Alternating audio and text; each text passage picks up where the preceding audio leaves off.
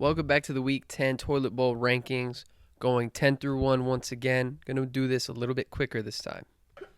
Number 10 is Cam.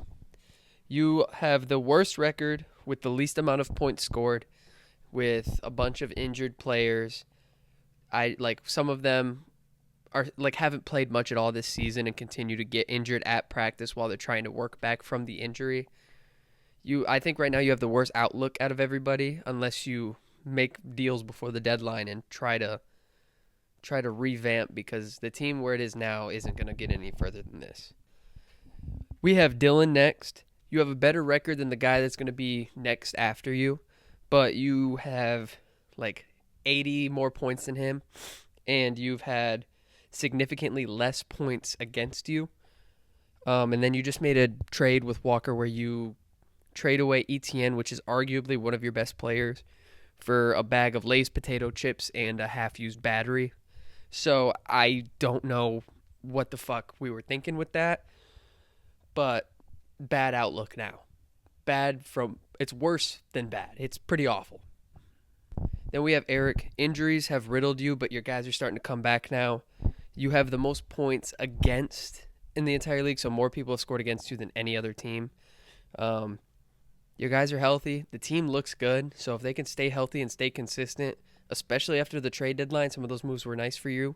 I think it'll help the team, and I think you have a better outlook than the two below you. Next is Michael. You are finally over 1,000 points, which is great. You gave me a run for my money. I don't know how I pulled that game out of my ass. Brock Bowers scoring 43 really saved me. I think the team is finally performing. And then we'll see. I mean, if they can stay healthy, you just made a trade with me. I think Troy Franklin will help your team a lot, but you really just have no running backs at all. I think it might be time to try to go get one instead of shipping them out. Next, we have Walker. You're part of the little threesome of the 4 and 5 group, but you do have more points scored than both those guys, and the team performed very well last week, so I think there's more of that to be seen. The one thing that I think is hindering you is you have the least points scored against you in the entire league, and you're 4 and 5. The points just haven't been coming, but I think now that we're in the second half of the season, the teams are going to know what they do and don't need to do in order to make the playoffs and thrive in the playoffs. So I think that we'll see a turnaround. I don't know whether that will be good or bad for you yet. I mean, I guess we will have to wait and see, but we'll see. I mean, I think you have an outside chance to make the playoffs this year. You're only one game back from second place, so it's really all of you 4 and 5 guys. You're not out of it yet. I would just say it might be time to make a move or two, or if you really believe in the team, then stick it out, I guess. But we'll see. So we got Kless. This is the lowest you've been all year. I think you've been inside the top 3 at least the entire season. You've been on a downward spiral as of late. I don't know what needs to happen. I mean, the trade you made, I hate it. I'm sorry. I think DK has a way better opportunity than Chris Olave with Tyler Shuck at quarterback.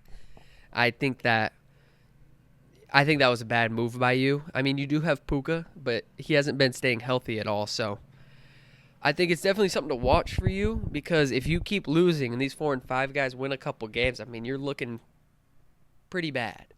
So we'll see if you can turn it around before it gets too out of hand.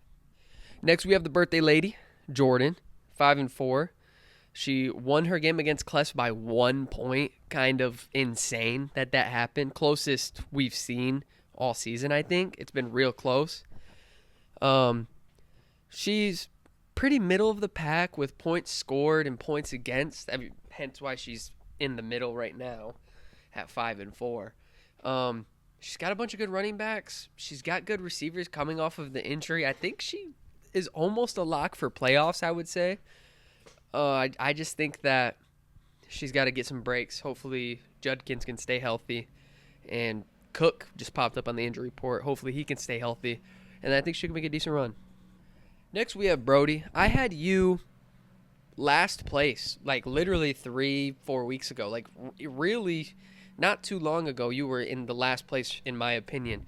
and now I have you in the top 3. The offense is like, I always say don't rely on one team's offense to get you there, but Drake London has been scoring like fucking 2 or 3 touchdowns every game. So it's working. Whatever plan you made, it's working. And if your players can continue doing this, I mean, I don't see how you can miss the playoffs. Your team is like a fucking buzzsaw right now. So we'll see if it continues. I hope so, because, I mean, it's been great to watch. Great to see the Falcons playing well, I guess. So we'll see. Good luck. At number 2, I have myself. I'm 2 points from having the most points scored in the entire fucking league at 5-4. I've been so unlucky this year. I have almost as many points against as points scored. I have the second most points against in the entire league. That move I just made from Troy Franklin to Hendy, I like a lot. I needed a running back. He's a high upside guy, especially with Ramondre's fumbling issue and his injury issue currently. So I think that made my team a bit better. I've got a decent squad. I just got to win some fucking games. I don't know. Number 1 is still Tyson. Even though you did lose this week, and it was a god-awful performance, might I add. I mean, you barely scored 100 fucking points. I mean, that'll happen when Kamara scores 0.7, but the team's good, but it's definitely not perfect. And that made itself very obvious scoring 100 points last week. You did have some guys on bye, so I will cut you some slack there, but be careful. The top might be a little wobbly.